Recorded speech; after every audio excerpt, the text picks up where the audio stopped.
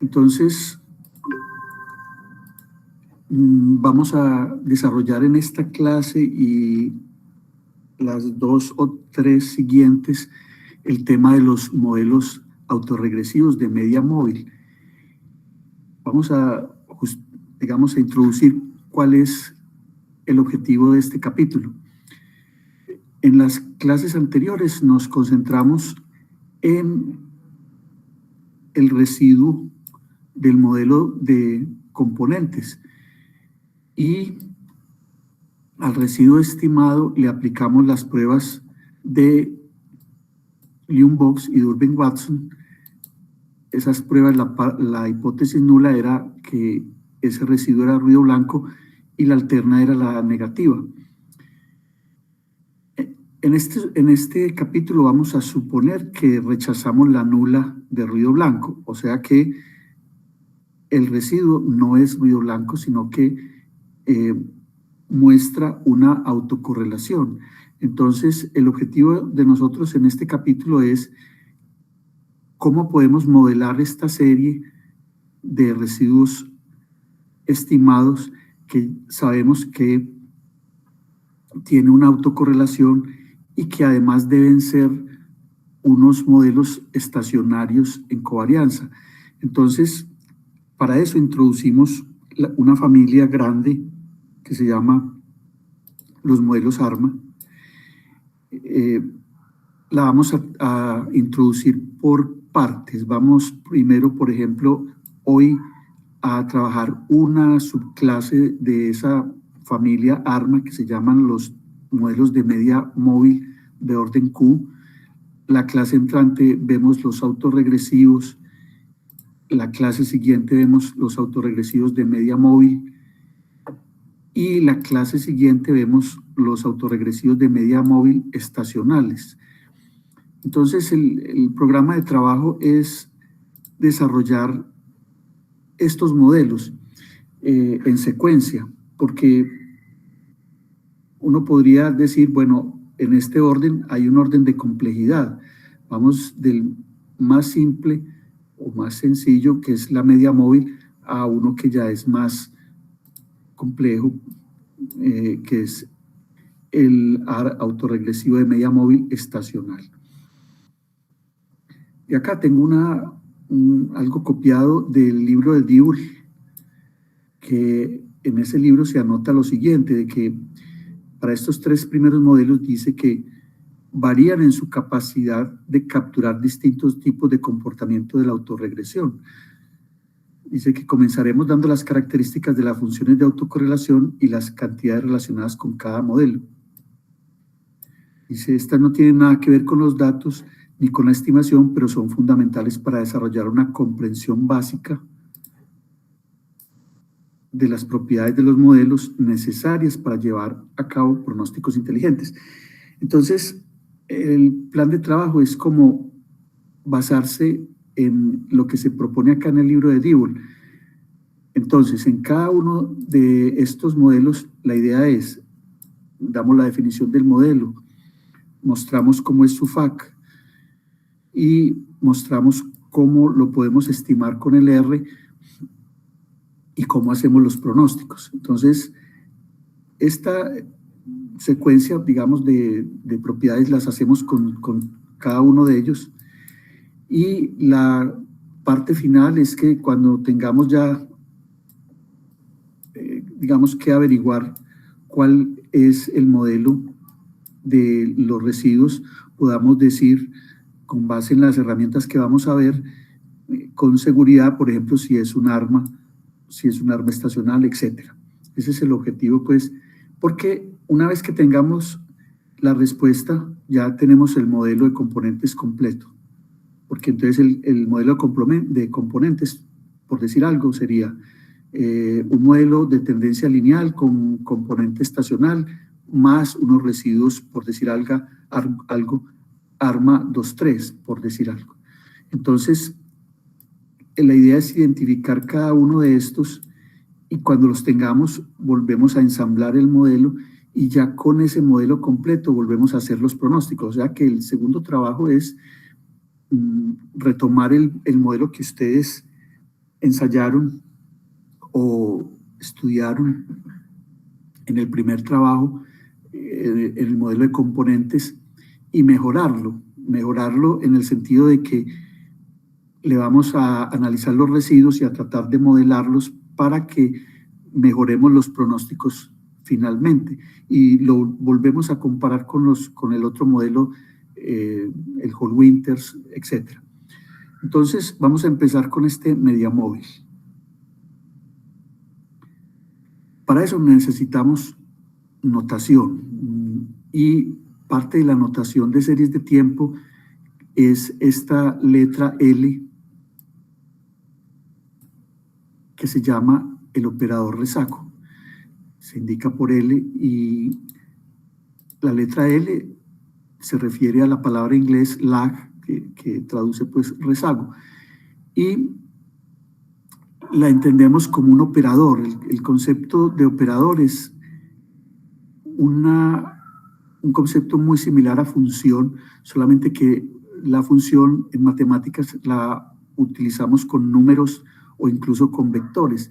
Pero, por ejemplo, para ya una serie de tiempo es preferible utilizar la palabra operador en el mismo sentido de función. Es decir, se la aplicamos a y de t como si fuera una función y producimos un valor específico. ¿Cuál? El valor de la serie en el tiempo inmediatamente anterior a t, que lo llamamos el rezago de orden 1. Entonces, ¿qué es el operador rezago? Una operación que nos permite cambiar y de t por y de t menos 1. La ventaja es que lo podemos iterar, que llaman, o sea, volver a aplicar sobre la serie que ya quedó rezagada, podemos volver a utilizar L y por supuesto entonces quedaría y de t menos 2. Pero eso realmente es una composición de funciones o una composición del operador con él mismo. L compuesto con L lo indicamos L cuadrado y L cuadrado de y de t es y de t menos 2. Y en general, para un p mayor o igual que 1, L a la p de y de t es el rezago de la serie en p periodos. Para completar, incluimos el L a la 0, que lo indicamos como el operador identidad. ¿Qué significa el operador identidad? Que cuando se le aplica a y de t, produce y de t. Después hacemos lo que se llama un polinomio de grado p en el operador L. Lo vamos a definir como un operador formado por una combinación lineal de potencias de L. Entonces, por ejemplo, tomemos unas constantes BJ, con J desde 0 hasta P. Y vamos a definir un polinomio, pero no un polinomio en X, sino un polinomio en L, que no es un polinomio que tome valores numéricos, sino que más bien es una operación simbólica. Si BL de P, o mejor, BP de L, es este conjunto de operaciones definidas como un operador, es decir, beta 0 por I más beta 1 por L, etc. Cuando se la aplicamos a una serie que se produce, pues aplicaríamos cada uno de estos términos sobre y de t y los vamos simplificando. Entonces, puedo escribirlo así, digamos, si reemplazo BPL, lo reemplazo por toda esta cantidad, por toda esta suma. También lo podemos escribir de manera simplificada como una sumatoria. Y al escribirla así, quedaría LJ de y de t. Pero esto es aplicarle la potencia J a y de t, o sea, es producir el rezago J de y. Entonces quedaría así, y de t menos J. Y por lo tanto, entonces, si volvemos a expandir esta sumatoria, quedaría beta 0 por y de t, beta 1 por y de t menos 1, etcétera, etcétera. Con la ayuda de esta notación es que definimos lo que llamamos entonces la media móvil en inglés pues moving average, de orden Q. Entonces, primero hay que entender que es un modelo. Digamos, aquí lo definimos como un proceso, pero finalmente también es un modelo. Uno dice que una serie sigue un proceso MAQ, quiere decir que esa serie se modela como un MAQ también. Y finalmente significa una fórmula específica que nos dice que Y de T es esta combinación lineal de valores de un ruido. Tomamos un ruido blanco, epsilon, y formamos una combinación lineal de sus valores rezagados, de su valor en T y sus valores rezagados hasta el rezago Q, y hacemos la convención de que el primero no va multiplicado, va multiplicado por 1 y los demás van multiplicados por unos coeficientes que son los parámetros del modelo, teta 1 hasta teta Q. De manera que, volviendo a comentar, ¿qué es un MAQ? Es un modelo, además es un modelo paramétrico que nos dice que una serie sigue ese modelo si la serie cumple esta ecuación o este modelo. Entonces, cuando una serie es un MAQ, cuando es una suma de valores de un ruido blanco, una suma ponderada de valores de un ruido blanco. Las sumas ponderadas son sumas de términos con unos coeficientes. Entonces, la 9.2 la podemos escribir de manera compacta usando un polinomio de orden Q en el operador L, que lo llamamos teta mayúscula sub Q, y toda esta parte que está acá es una forma abreviada de escribir toda esta suma. Entonces realmente lo que uno hace es que se ahorra pues tener que escribir toda esta suma escribiéndola mejor así.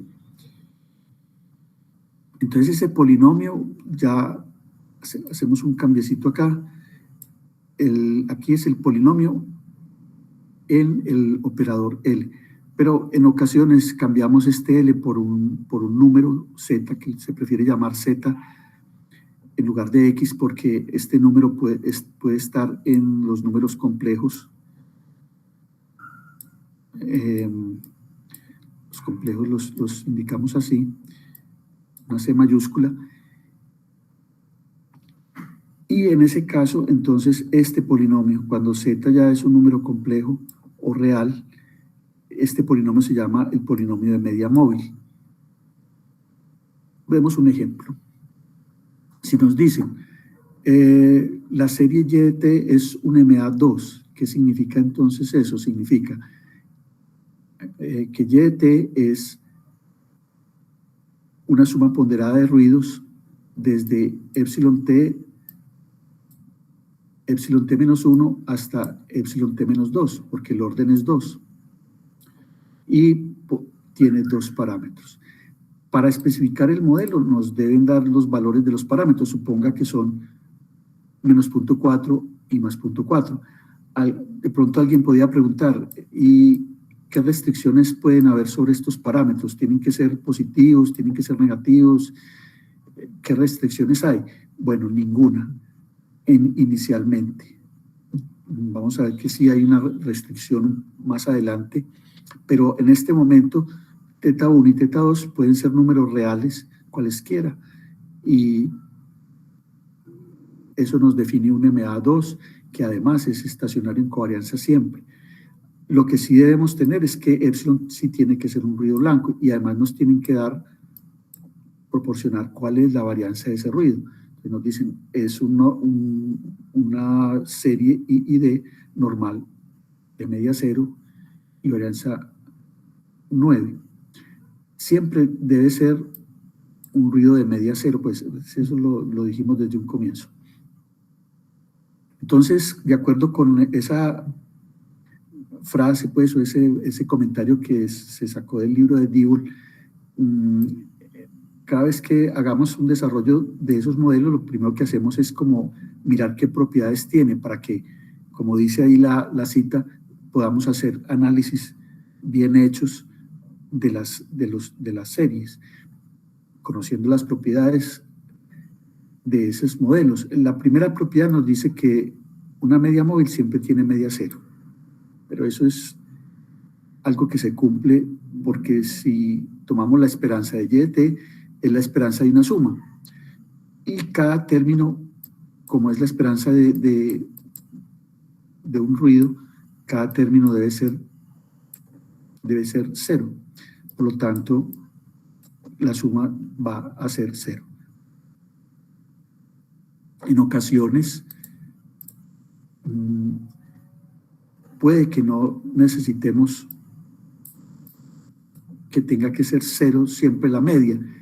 Podemos ampliar un poquito la condición y, por ejemplo, permitir que el MA tenga una media, por ejemplo, mu diferente de cero, pero eso básicamente lo hacemos reescribiendo la ecuación que define el modelo y agregándole la constante mu. Con esto ya definimos el modelo con media distinto de cero. ¿Qué pasa, por ejemplo, entonces con la varianza? Hacemos el mismo razonamiento. La varianza de y de t es la varianza de esta suma. Pero como estos son ruidos y los ruidos son incorrelacionados, tenemos un resultado de estadística que dice la varianza de una suma de variables aleatorias incorrelacionadas es igual a la suma de las varianzas. La varianza de epsilon t es 1 por sigma 2, o sea, sigma 2. La varianza de teta 1 por epsilon t menos 1 es teta 1 al cuadrado por sigma 2, etc. Entonces, de acá nos damos cuenta de que la varianza de y de t es simplemente 1 más teta 1 cuadrado hasta teta q cuadrado multiplicado por sigma cuadrado. Lo que nos lleva pues a concluir que siempre la varianza de la media móvil va a ser mayor que la varianza del ruido que la define, que en este caso es sigma 2, porque obviamente esto es mayor que 1, este factor. Vamos después a una parte aparentemente un poquito complicada, pero no, realmente no es así. Las medias móviles son siempre modelos estacionarios, o sea, su covarianza entre y de t y y de t más k viene descrita por una función r que va a depender solamente de k y que es una función par.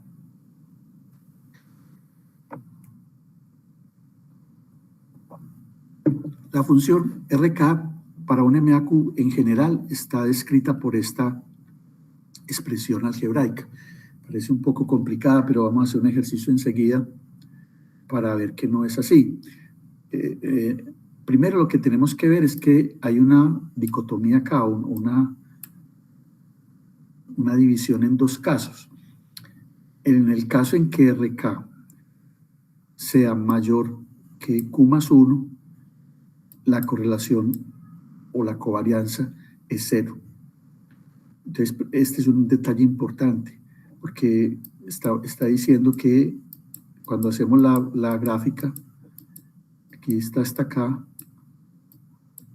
a partir de K más 1, perdone,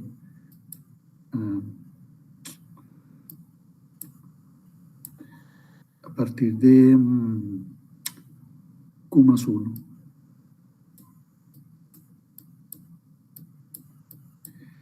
la autocovarianza se vuelve cero. Entonces acá, por ejemplo, acá es Q, acá puede tener valores, pero a partir de, repito, de Q más 1 se vuelve cero. Eso es lo que está diciendo la 9 y 4.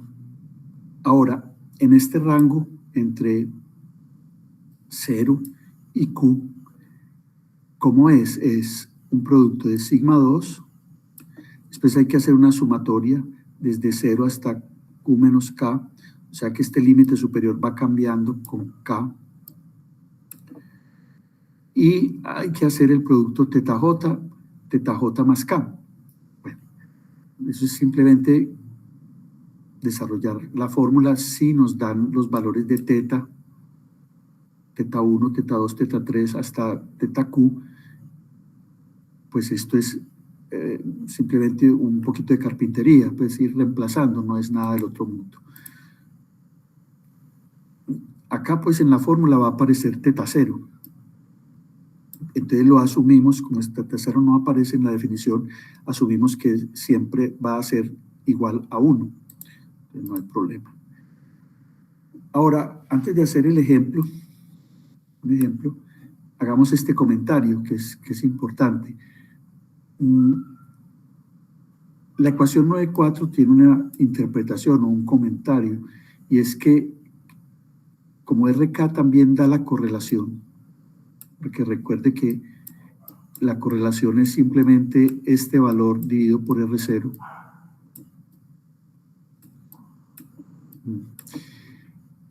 Entonces, el hecho de que esa correlación sea 0 a partir de un K nos dice que MAQ es un proceso o un modelo que tiene una autocorrelación débil, es decir, muy cortica. Débil significa que no dura sino unos pocos rezagos, Q rezagos en realidad. Entonces esto nos dice que la correlación de hoy está correlacionado con ayer, con el día de trasantier, etcétera, hasta Q días atrás solamente. Entonces eso es ser débilmente correlacionado. Y esto hace que las MAQ sean alternativas para el ruido blanco. Hay residuos que vamos a ver que no son ruido blanco, es decir, cuando los rechace Lyndon-Box o Durbin-Watson, sabemos que ya no son ruido blanco. Entonces un primer candidato para responder en la pregunta de entonces qué modelo tienen los residuos es el MAQ. Por eso lo tenemos que ver. La FAC la tenemos que ver primero, enseguida hacemos un ejercicio, un ejemplo. Entonces, vamos a retomar este ejemplo. El MA2 que vimos hace un momento, nos dicen que teta 1 es menos 0.4, teta 2 es 0.4 y que sigma 2 es, bueno, aquí es sigma cuadrado, qué pena, no sigma 2 sino sigma cuadrado. Sigma al cuadrado es 9. Entonces vamos a desarrollar esto. ¿Cómo lo hacemos? Pues vamos uno por uno. Vamos primero, por ejemplo, cuando K valga 0. Entonces reemplazamos acá K por 0. Acá también K por 0 y acá también K por 0. ¿Qué obtendríamos? Fíjese que tendríamos R de 0. El 9 va acá. Y haríamos la suma de dónde a dónde. Como K es 0, sería la suma de 0 a 2, o sea, tendría 3 términos. El primer término, cuando J valga 0, entonces acá tendríamos teta 0. Pero dijimos que teta 0 era 1, entonces pues no lo escribimos. Y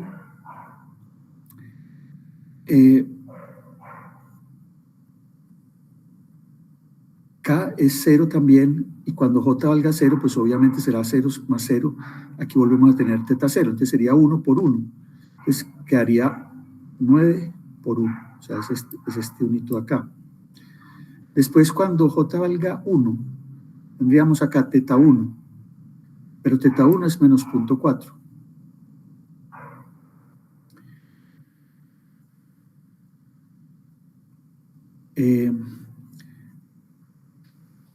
Estamos analizando el caso K igual 0, ¿cierto? Entonces, cuando J valga 1, vamos a tener J más 0, 1. Entonces, aquí quedaría entonces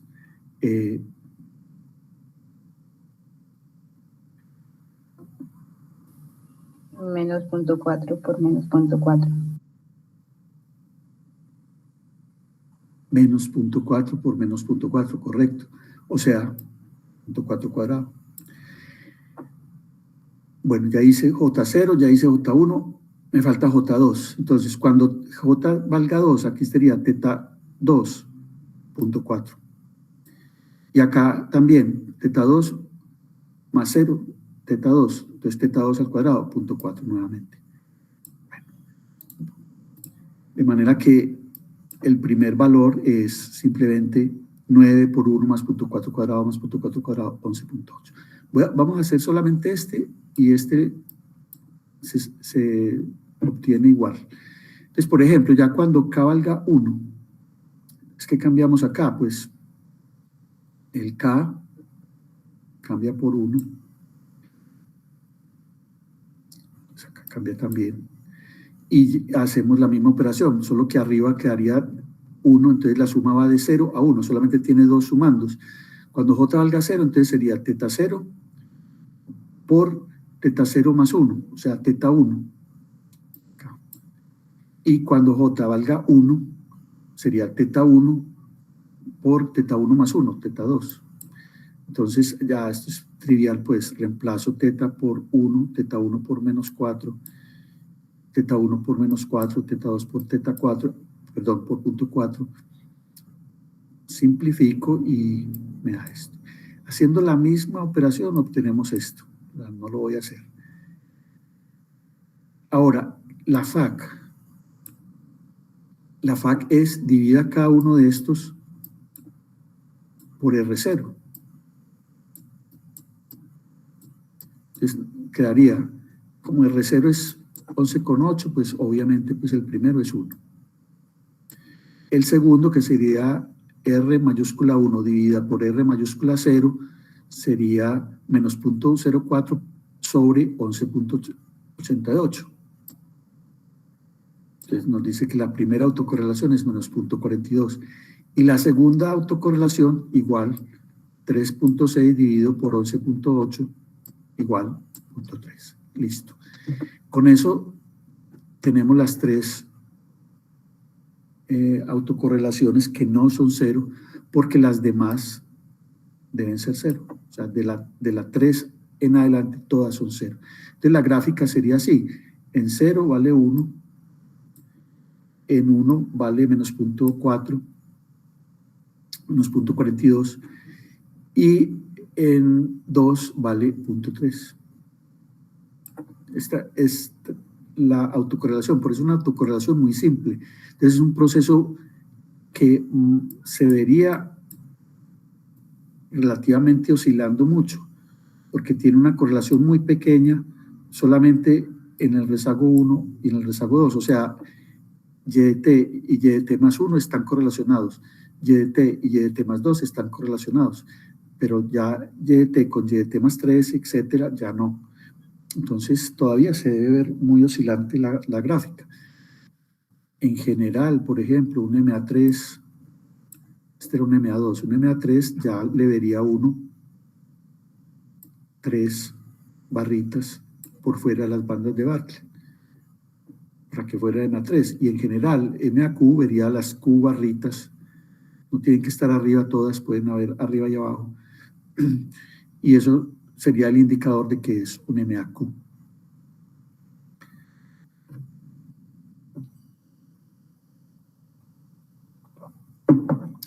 Entonces vamos a tener como esta regla gráfica o visual de identificación de un MAQ. Si la FAC muestral termina, digámoslo, abruptamente. ¿Abruptamente qué significa? Que la estamos viendo distinta de 0 cuando de pronto todas las demás se vuelven 0, ¿cierto? Todas las demás se vuelven 0. Eso es, digamos, volverse sorpresiva o abruptamente 0. Puse una paginita en internet por si la quieren mirar, una universidad en Estados Unidos que tiene este mismo tema del MAQ con R, pues interesante, pues uno puede contrastar, en fin.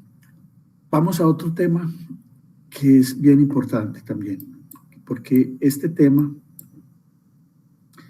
es un complemento de la FAC.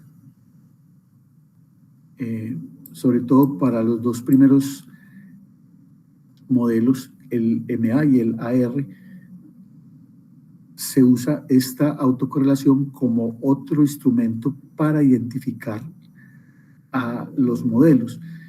Lo que acabamos de hacer acá es identificación con la FAC. ¿Por qué? Porque este comportamiento es típico, es exclusivo de un MA, pero vamos a complementarlo con encontrando cuál es el comportamiento de un MA, cuál es el comportamiento de la FAC parcial de un MA. Y esas dos nos ayudan a estar más seguros de que la identificación está correcta. Entonces, ¿qué es en general lo que llamamos la función de autocorrelación parcial, que la vamos a indicar con estas siglas, FACP? La idea es esta. Tomemos una serie que sea estacionaria. Ya sabemos qué significa eso. La FAC parcial es una función del índice K, con K1, 2, 3, etcétera. O sea que es una sucesión de valores. Y la definimos así. Su primer valor es igual a la FAC. O sea, es la autocorrelación en 1. Pero para 2 en adelante se define como esta correlación. Pues enfatizo eso. La FAC parcial es una correlación. ¿Entre quiénes? Entre dos variables. Una variable que es... Bueno, acá no... Bueno, la primera variable U sub 1 es Y sub 1 menos el valor esperado de Y sub 1 dado los valores de las variables entre 1 y K, o sea, de Y2 a YK. Entonces acá estamos encontrando la función de autocorrelación K. Entonces tomamos toda la información desde 2 hasta K. Esta información está representada por la colección Y2 hasta YK. Y el valor esperado de Y1 dado Y2 hasta YK se lo restamos a Y1. Y hacemos la misma operación con YK más 1. Le restamos a YK más 1 el valor esperado de YK más 1 dado Y2 a YK. Entonces, encontrar la correlación entre estos dos, 1 y UK, es encontrar la correlación entre Y1 y YK más 1, pero eliminando el efecto de las observaciones que están entre ellos dos.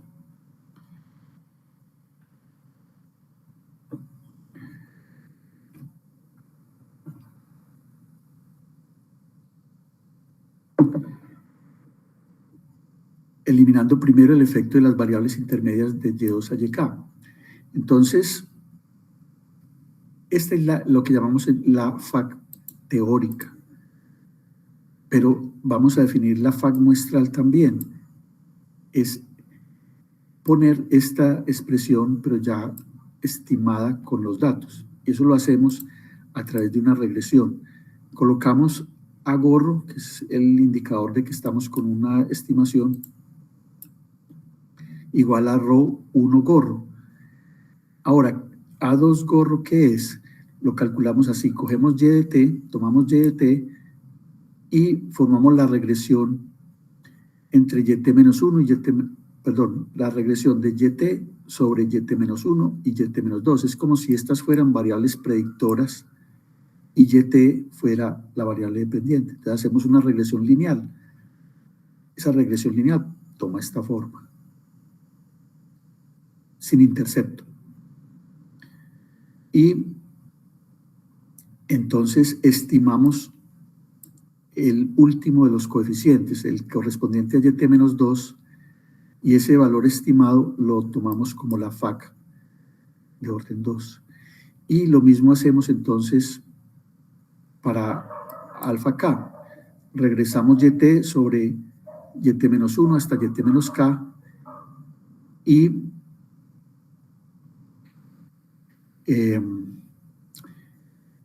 tomamos como valor de la FAC muestral el último coeficiente estimado. O sea, phi sub K, K estimado es la autocorrelación muestral. Obvio pues que esto no lo hacemos nosotros, sino que hay una función en R, PACF, que nos calcula, vamos, si le damos así,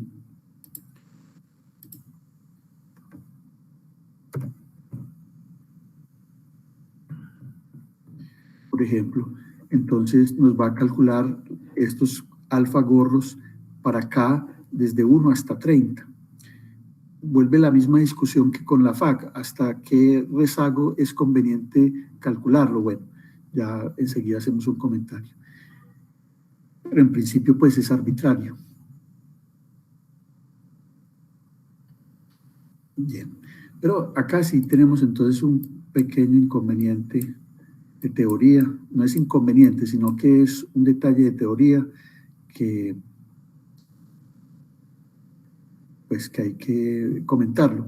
Es decir, la FAC no se puede calcular para cualquier MA como lo traemos hasta el momento, en el sentido de que deme un MA con coeficientes cualesquiera, ese MA es estacionario en covarianza. Sin embargo, hay que colocar una condición para poder calcular la FAC parcial y usarla como un identificador.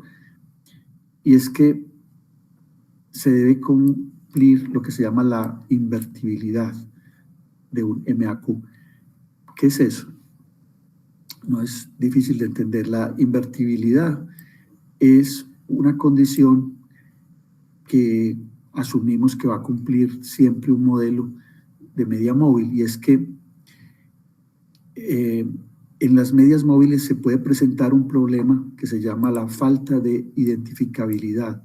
Es decir, a veces cuando aplicamos un modelo general en estadística a unos datos o a un modelo paramétrico, es posible que, por ejemplo, no nos dé significativo ningún parámetro. Entonces uno diga, ¿pero qué pasa acá? ¿Por qué este modelo no ajusta? Ninguno de los parámetros da significativo. Eso se llama también una falta de identificabilidad. Uno dice, en los datos no hay suficiente información para que el método de estimación identifique al modelo. Entonces, eso le sucede a los MAQ en ocasiones y se refleja o se expresa de esta manera. Es posible encontrar dos juegos de parámetros, uno que lo llamamos vector teta 1 y otro vector teta 2. Estos son dos juegos de parámetros, son vectores de dimensión Q cada uno, que sean diferentes.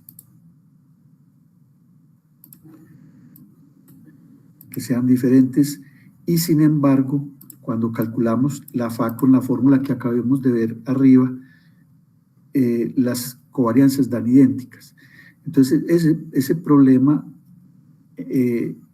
puede ocurrir, y la consecuencia de este problema es que el algoritmo de estimación no logra encontrar el parámetro óptimo, porque en realidad hay dos, o más, al menos dos. Entonces no logra encontrar un conjunto de parámetros de manera óptima. Entonces hay que remediar ese problema, y es exigiendo que el modelo sea invertible. Invertible significa que aquí tenemos de nuevo el polinomio que define, y la condición se lee de esta forma. Cogemos el polinomio correspondiente, pero cambiando L por el símbolo Z, que ya representa un número cualquiera. Entonces, cuando igualamos el polinomio a cero, tenemos lo que se llama una ecuación polinómica. En matemáticas, en álgebra, se sabe que toda ecuación polinómica tiene exactamente Q raíces, que son en general números complejos. Número complejo significa que tiene una parte real y una parte imaginaria. En todo caso, la condición dice, si se consideran las Q raíces de esta ecuación, entonces para que la media móvil sea invertible, deben cumplir que todas tienen lo que llamamos el módulo mayor que 1. El módulo es que si escribo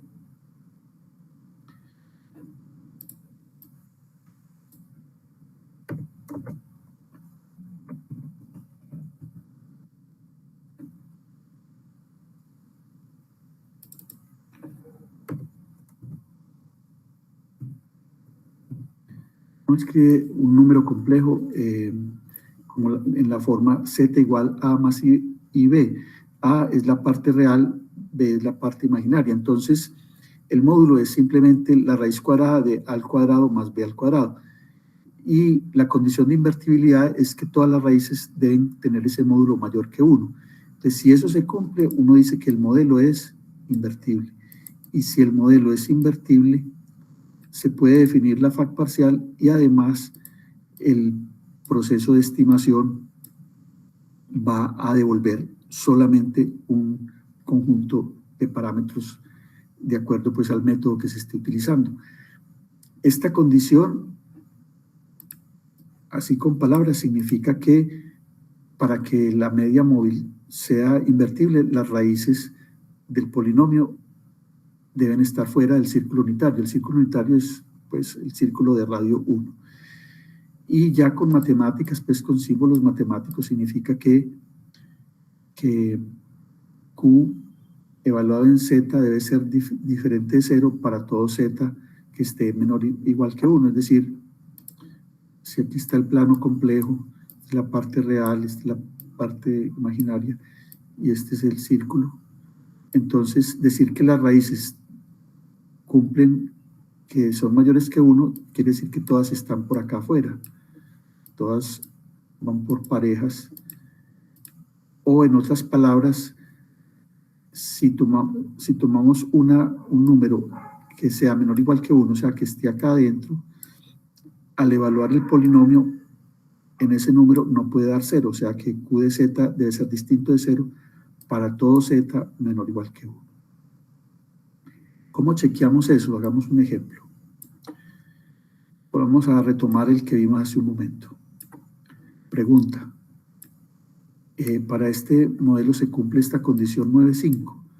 Pues la forma de hacerlo es encuentre el polinomio, aquí está, iguálelo a 0 y encuentre sus raíces, pero eso es un ejercicio de álgebra.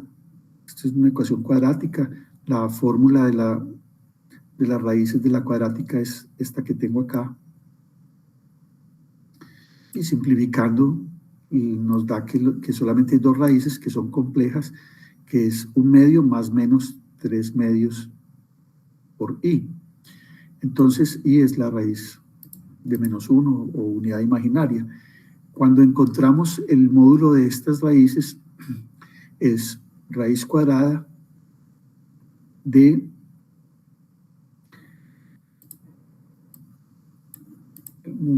la suma de los cuadrados de la parte real, 1 medio al cuadrado más 3 medios al cuadrado, haciendo las operaciones, pues esto da 1 cuarto más 9, que es mayor que 1.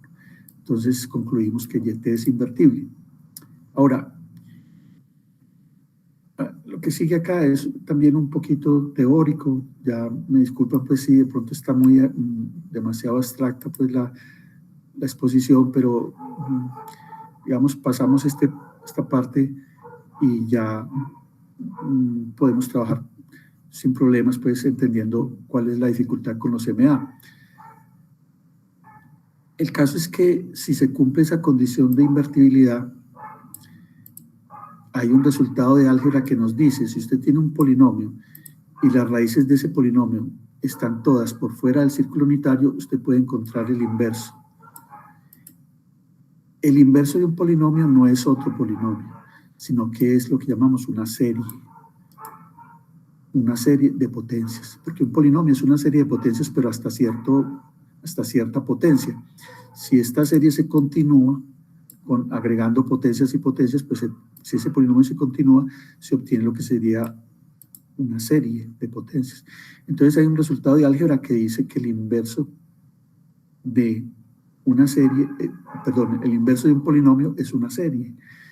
¿Inverso en qué sentido? En el sentido de que si multiplicamos esta serie por este polinomio debe dar 1. Por eso también escribimos pues el inverso como 1 sobre q de z, en el sentido, repito, de que si multiplicamos esta expresión por teta, nos daría como teta sobre teta, o sea, 1. Bien. El resultado de álgebra además dice que la suma de los coeficientes en valor absoluto debe ser un número finito. Y además el primero de ellos, que es el psi0, debe dar 1. Estos son resultados de álgebra, no los vamos a comentar. Entonces, cuando aplicamos ese nuevo operador que ya lo indicamos como teta ql a la menos 1, reemplazando z por l, cuando se lo aplicamos a y,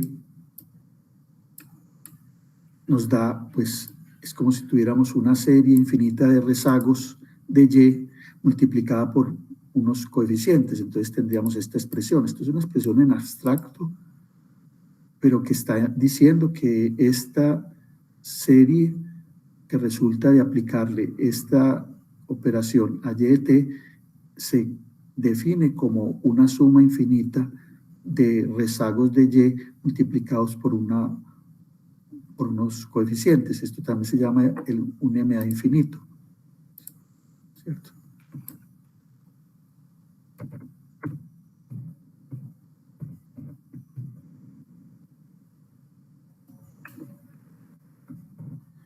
MA infinito, porque es una suma ponderada de rezagos de y, solo que es una suma infinita, se llama un MA infinito.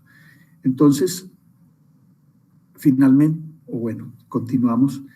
Si acá tenemos la ecuación que define al MA, y de t igual a teta, y multiplicamos a ambos lados por teta a la menos 1, entonces uno aplica precisamente la idea de que este es el inverso de este. Entonces la multiplicación de este por este debe dar 1. Y si da 1 es porque entonces este producto debe ser epsilon t, el ruido. Entonces obtenemos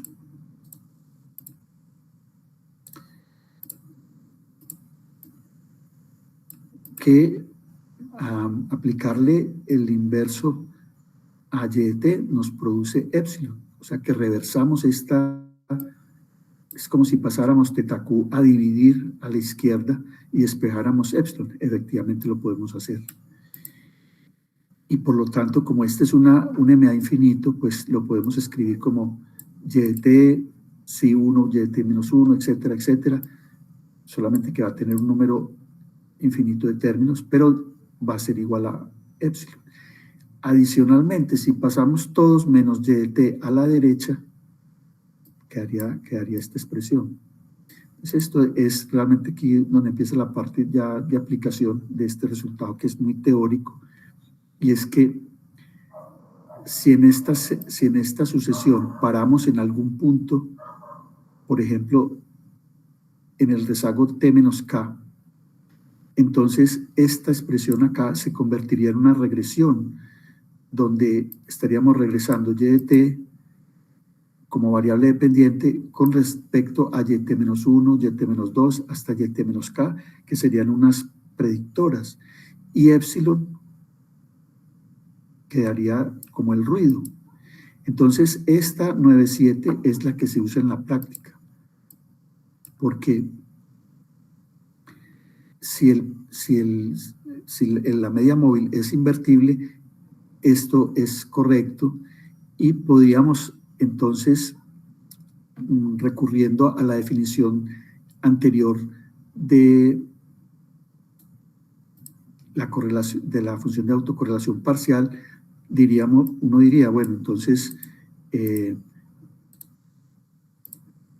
coeficiente, el último coeficiente, psi k, va a ser precisamente la fac parcial de y. Y así la obtenemos. Pero todavía hay más, porque en matemáticas sabemos que si esta serie es lo que se llama absolutamente convergente, es lo que tengo acá, voy a volver un poquitico, es esto. Absolutamente convergente quiere decir que la suma de los valores absolutos de los coeficientes, la suma total es un número finito, que lo expresamos así.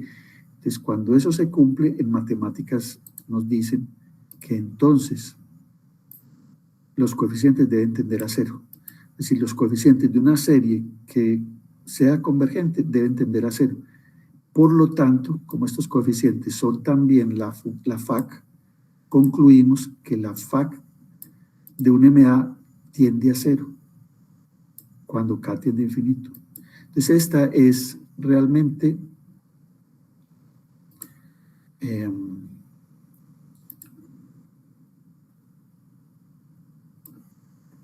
esto es lo que nos ayuda también a identificar un MAQ. Por un lado, la fac se vuelve cero abruptamente, pero por otro lado, la fac parcial se va volviendo cero. No es que se termine, sino que se va volviendo progresivamente cero. Esas dos características hay que recordarlas, porque eso es lo que hace que se pueda identificar un MA3, por ejemplo. Perdón, un MAQ. Por ejemplo, un MA3, ¿cómo sería? Lo primero que deberíamos ver sería esto. Bueno, aquí me faltaron las bandas de Barclay. Lo primero que veríamos es que habría tres, bueno, no necesariamente tienen que estar las bandas de Barclay, simplemente habría tres autocorrelaciones distintas de cero, las demás son cero. Pero además la fac parcial va decreciendo a cero. Es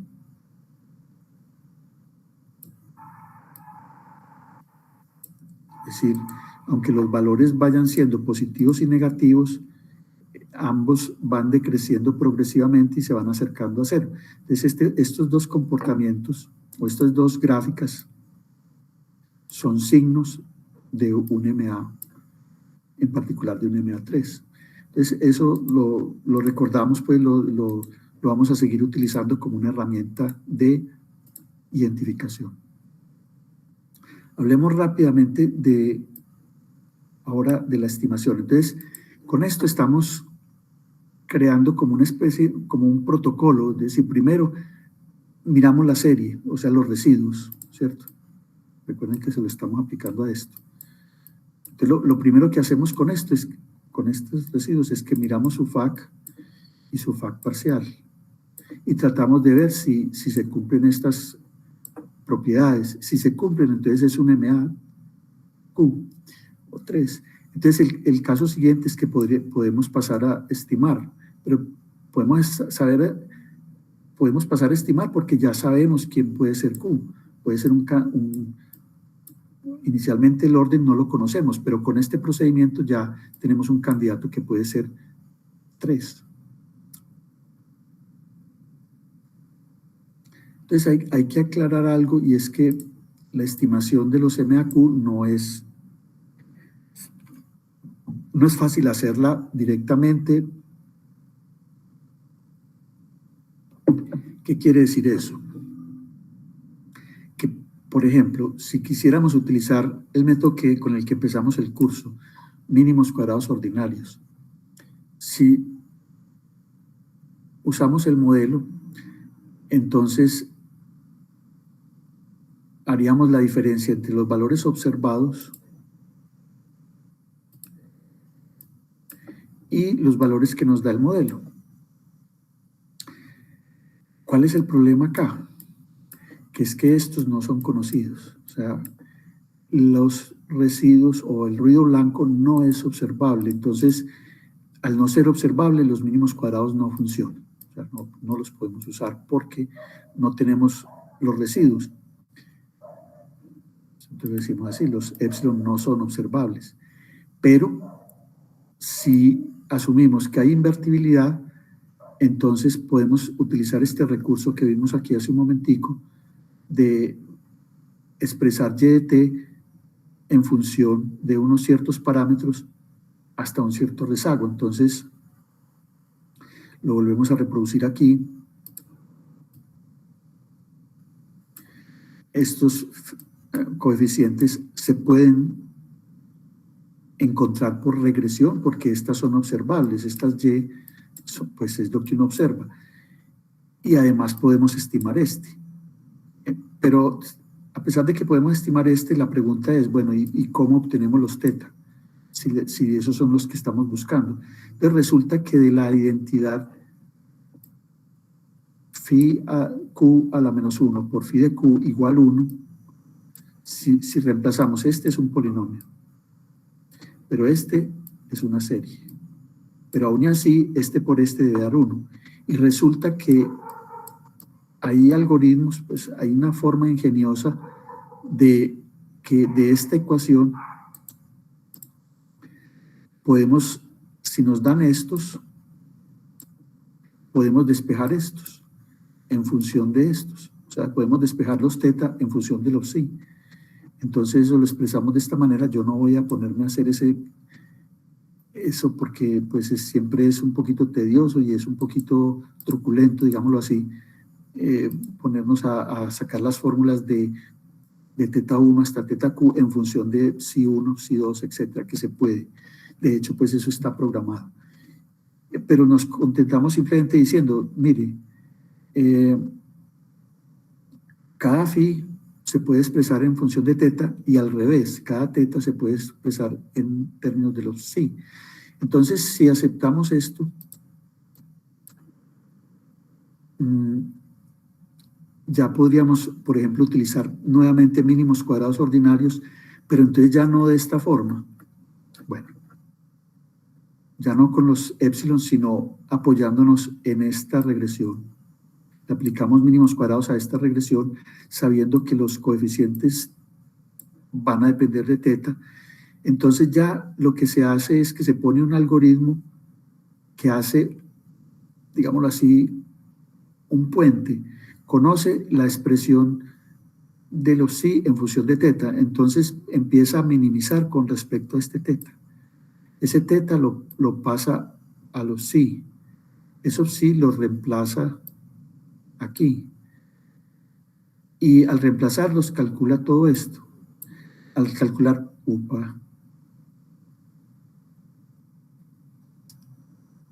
no, sí, está bien. Sí.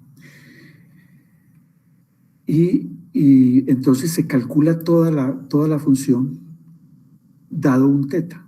Te repito, dado el teta, con esta fórmula se llega a psi. Con el psi se reemplaza aquí. Con este se reemplaza todo y con ese se calcula esto. Entonces, cada vez que el algoritmo de optimización va buscando tetas, hace esta sustitución y va a ser capaz de encontrar el juego de vectores teta que minimice a 9, 10. Y entonces esos mínimos cuadrados se van a llamar mínimos cuadrados condicionales. Entonces, en resumen, la estimación de un MAQ, una vez que sabemos quién puede ser Q, se hace por mínimos cuadrados condicionales. Hay algoritmos un poquito ya más sofisticados, pues, en el sentido de que hacen la estimación inicialmente con mínimos cuadrados y después la hacen con máxima verosimilitud para obtener las ventajas de máxima verosimilitud. Pero no vamos a entrar en detalles de esa parte. Bueno, hay un detalle también de teoría que es bueno mencionarlo, y es que los MAQ son de por sí aproximadores de cualquier proceso estacionario en covarianza. O sea que cualquier serie que sea estacionaria, se le puede buscar un MAQ, porque eso está garantizado por un resultado de teoría que está en este libro, que dice que dado un proceso estacionario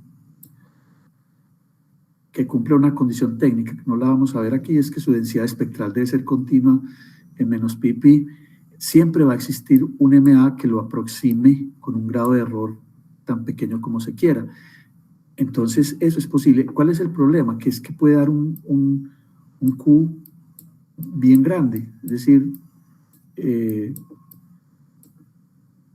entonces, sí, es posible encontrarlo, pero va a quedar un modelo muy sobreparametrizado. Entonces, por lo general no estamos buscando esto, estamos buscando modelos parsimoniosos que por lo general son los que mejor pronostican.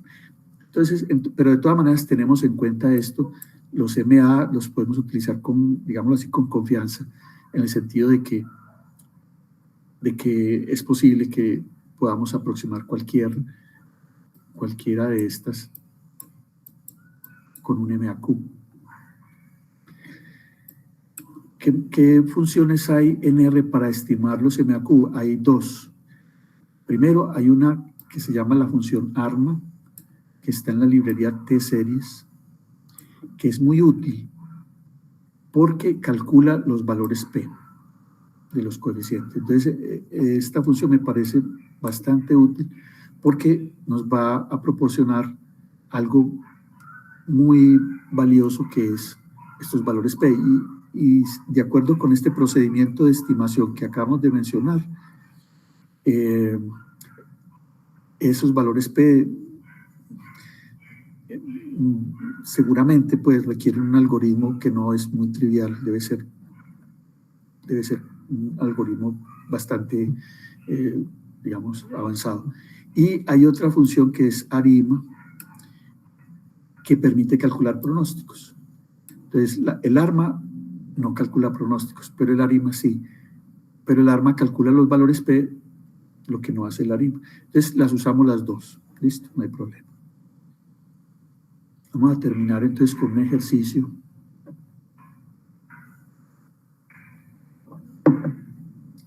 Lo coloqué en Moodle, pero no voy a abrir el R hoy, sino que voy a mostrar los resultados aquí en las notas. El ejercicio que vamos a hacer es que retomamos este modelo que ya lo hemos mencionado en otras ocasiones, que es la producción de cemento trimestral. Tiene una componente estacional marcada, tiene una componente lineal que la identifica. Queremos saber quién puede ser este. Porque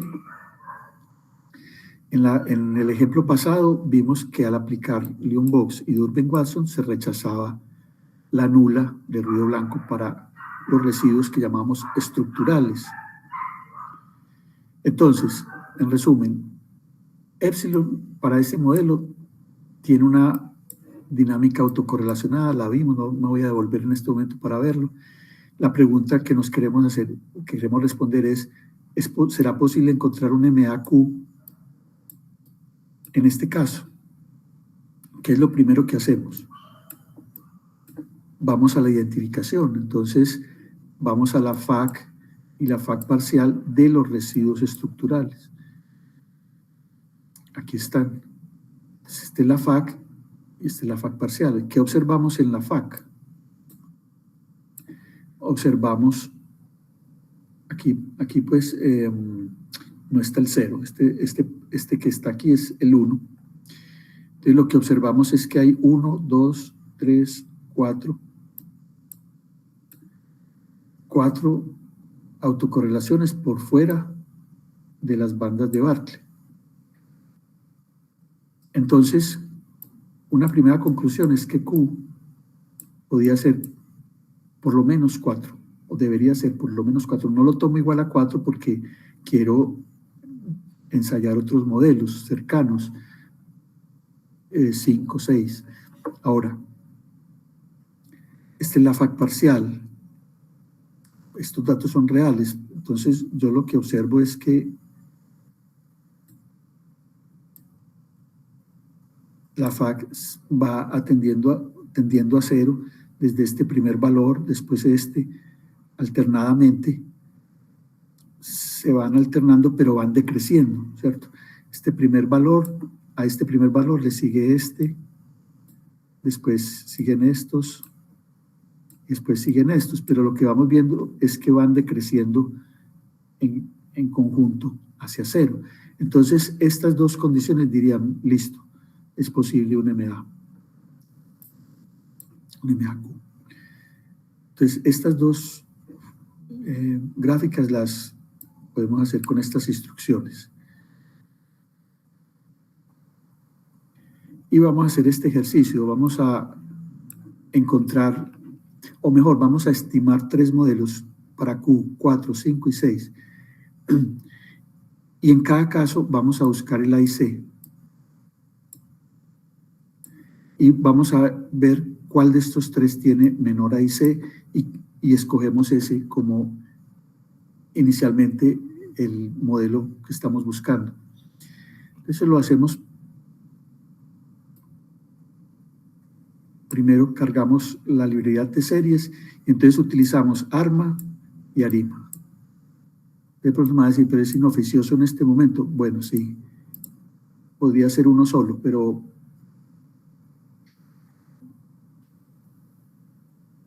digamos con el ARIMA, con este objeto, hay un comando que es AIC que extrae de este objeto, extrae el valor AIC. Pero tenemos que usar este objeto.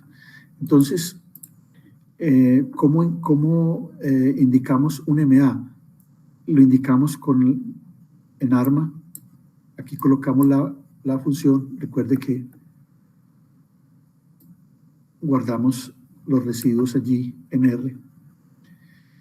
Y el MA4 se indica con C04. En el ARMA. En el ARIMA es C004. Ya más adelante indicamos qué van a significar estos 00. Lo el de la mitad es el integral acá, ¿no? El de la mitad es... El I. La posibilidad de que haya una serie integrada. Y acá se coloca entonces el orden de integración, que puede ser 1 o 2. Esto pues es más complejo porque va a indicar que a la serie hay que hacerle una diferenciación de orden 1 o de orden 2 para después pasar a aplicar un MA4. O sea, esto es lo que llaman un IMA. Un MA integrado de orden 4. Eso lo vemos más adelantico. Entonces acá hago lo mismo. Generamos estos 3 objetos.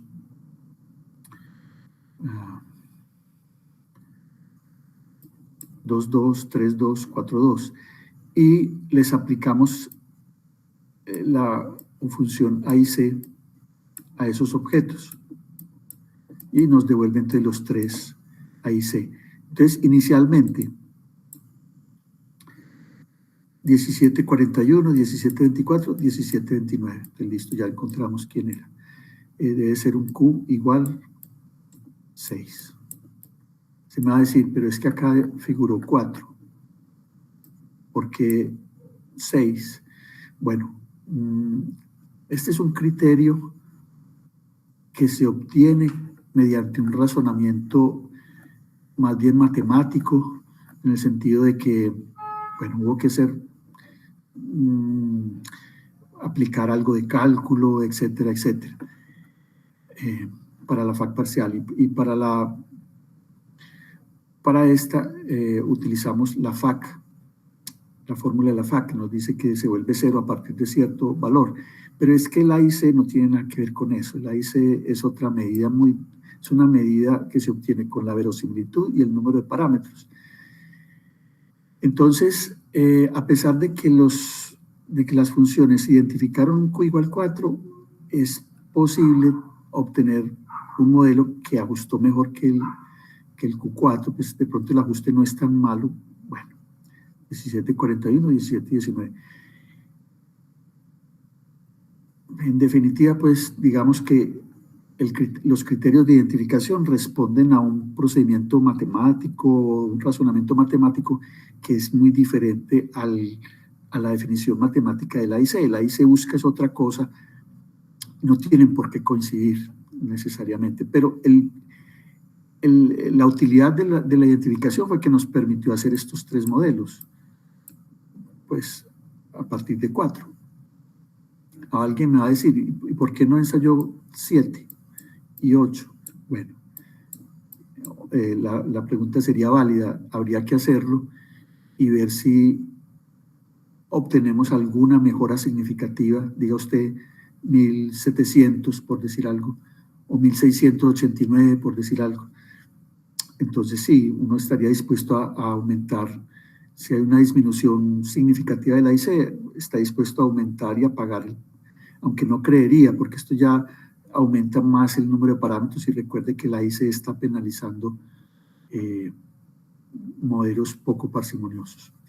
Vamos a la última parte del ejercicio, que es examinar los residuos. Entonces acá ya pasamos pues por las fases de identificación, pasamos por la fase de, la fase 2,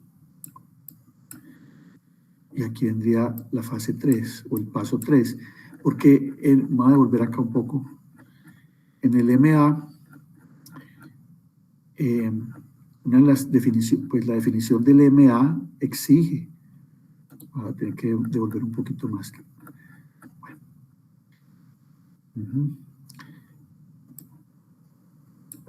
Exige que este sea no ID, pero sí ruido blanco, o por lo menos pues, no, que sea ruido blanco. Entonces, el tercer paso del análisis es examinar, pero examinar es simplemente aplíquele Lyunbox y Durbin-Watson a los residuos del modelo que escogió. Entonces, acá los tenemos. Este es los residuos del MA6. Acá hacemos un panel de gráficas que son útiles como diagnóstico. Ese panel, en algunas ocasiones ya lo hemos hecho, este panel contiene la serie, o sea, estos residuos, para observarla, la densidad, la FAC parcial, el QQ-plot y el correlograma acumulado. Entonces, de todas estas, esta es la más importante, porque estos residuos deben ser ruido blanco, y acá están las bandas de Bartlett, y eso nos va a dar una información de pronto pues importante. La segunda es esta, porque visualmente podemos corroborar viendo que esta serie sea muy oscilante, que no tiene correlaciones. Entonces esto se hace pues con estos comandos que en algunas ocasiones ya los hemos comentado, etcétera. Aquí está la FAC. Voy a poner 60. Se me va a decir, ¿pero por qué 60? Es que 60 es muy grande. Además, el periodo es 4 y estos M deben ser múltiplos de este. Bueno, de acuerdo. Voy a hacer, por ejemplo, 40. 40 podría ser un número más justificado para colocar aquí. Ahora, pero aquí sí, las pruebas Lyunbox.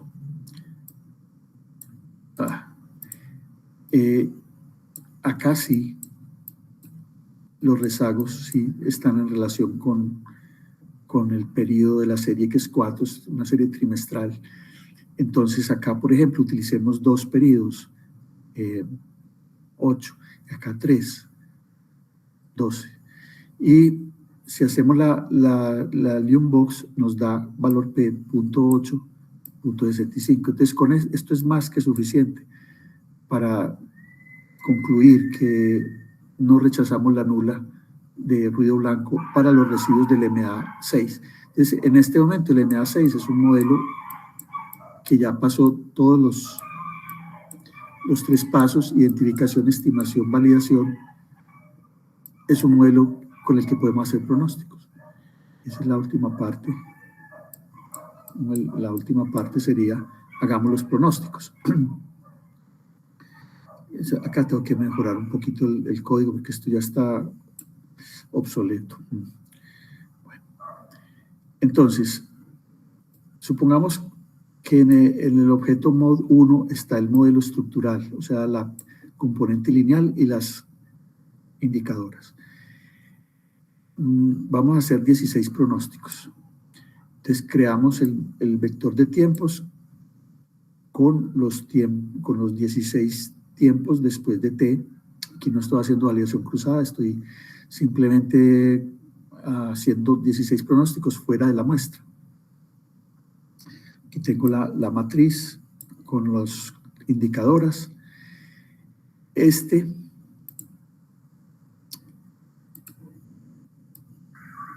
Son los pronósticos del estructural.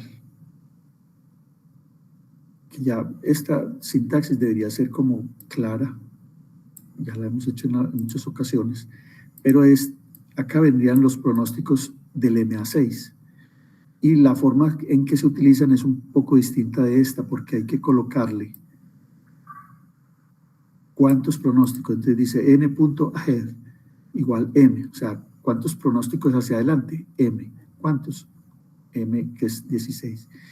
Y fuera de eso hay que tomar el nodo correspondiente al pred. O sea que esta función sola produce un objeto con varios nodos y nosotros solamente necesitamos el que corresponde a los pronósticos que está en el nodo pred.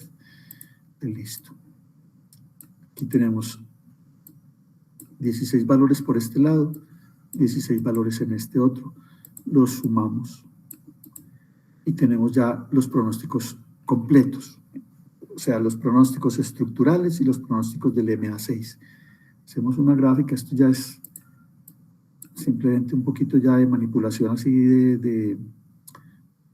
para hacer una gráfica, no lo voy a comentar pues. Y este es el resultado. Entonces,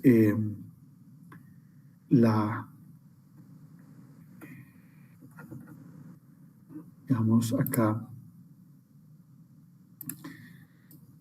en rojo está, perdón, en azul primero, los pronósticos estructurales. O sea, si solamente hiciéramos tendencia y estacionalidad, estos serían los pronósticos. Que hay un bachecito que no recuerdo qué problema puede ser. Bueno, y estos rojos son la corrección de estos estructurales más el MA6. Entonces, ¿qué ventaja tiene el MA6? El MA6 me parece que mucha, porque corrige, acá hay un desfase y ese desfase lo corrige al haberle añadido los pronósticos del MA6. Ahora, el MA6, como es un modelo débilmente correlacionado, no nos permitió sacar pronósticos a muy largo plazo. Prácticamente solamente sirvió para el primer año. Para el segundo año, esos pronósticos son 0. ¿Y por qué 0? Porque al sumárselos a los azules, quedaron iguales a los azules. O sea, estos son los estructurales. Si le sumo los rojos, que eran los MA6, los rojos a partir de cierto valor ya son 0. Entonces no aportan nada. Aportan solamente en esta primera parte. ¿Qué conclusión sacamos? Si los residuos son un MA, de todas maneras el MA hace un buen trabajo, pero es de corto plazo. No podemos hacer pronósticos muy largos, sino más bien digamos, un horizonte más bien pequeño, de pronto no mayor de 6, ¿cierto? Aquí era 4. Cuando subimos a 8 nos pasamos, cuando pasamos a 16 nos pasamos y se generan 0. Bien, por último, este es un pedacito de código para graficar las raíces. Esto es bueno, no lo voy a explicar mucho aquí, llamamos este librería Polynom generamos un vector con los coeficientes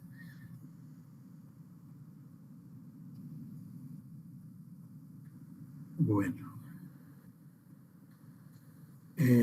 Aquí hay que tener claridad en algo. Se genera teta, pero la volvemos a redefinir incorporando el 1 y quitando el número 7. El número 7 es el intercepto, pero el intercepto no hace parte de los coeficientes teta. Lo que pasa es que por defecto estima una media, o sea, un intercepto. Aquí chequeamos que el módulo de todas las raíces sea mayor que 1 y con esta otra librería que se llama Signal nos grafica el círculo unitario en el plano Z, Z-plane, el plano de los complejos, y nos grafica las raíces del polinomio con coeficientes teta. Entonces, aquí están las... es MA6, entonces tiene 6 raíces complejas que van por parejas. Esta va con esta, este es el conjugado de esta va con esta con esta. Este es el plano complejo, o sea, si están por fuera del círculo unitario. No lo grafiqué porque quedara como círculo, porque por un tema pues como de espacio en la página, pero bueno. Entonces aquí terminaría el análisis. Digamos, este puede ser un último paso, como comprobar que el modelo sí dio invertible, y esos serían los pasos de, digámoslo así, como un protocolo, como una guía para hacer el análisis de los MAQ. Les voy a suspender acá. Con eso terminaríamos la clase entrante. Entonces vamos con el tema de los autorregresivos de orden P, que es más o menos una clase muy parecida y con un ejemplo también con la misma serie que acabamos de ver. El objetivo es conocer bien estos modelos, cómo se estiman, cómo se identifican, qué propiedades tienen, etcétera, etcétera. Entonces voy a suspender aquí, suspendo la grabación también.